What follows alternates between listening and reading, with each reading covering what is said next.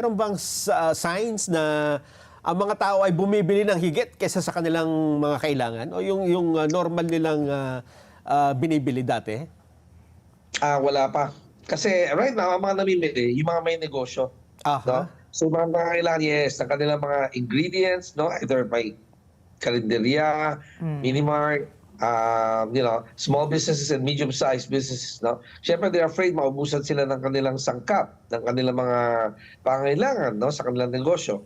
Which is why, they want to be sure na meron silang, mabili, no? Now, we've given the manufacturers more than 3 weeks already, no, to double time regarding regarding their products, no, prior to, hopefully we were trying to avoid panic buying, no. Increased buying doon sa mga tindahan na mga may kaya, no. A few households have already tried to stock up on top of the small businesses, no, medium-sized businesses too.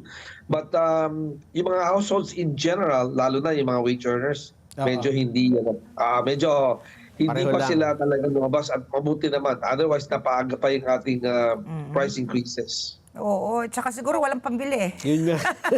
Wala silang Tama yun. No choice. Gusto mag-panic buy, panic lang, walang pambayad. Di ba? Pero ito po, sabi nga po nila, di ba, Sir Steve, wala namang uso kung walang apoy. So, maliliwanag po ang inyong panawagan na wag mag-panic buy, which I agree po. Kasi alam naman po natin, kapag mas more na nag-panic buy po tayo, mas may dahilan para po magtaas po ng presyo lalo, no? Magkakaroon po ng shortage, kumbaga. So, Correct.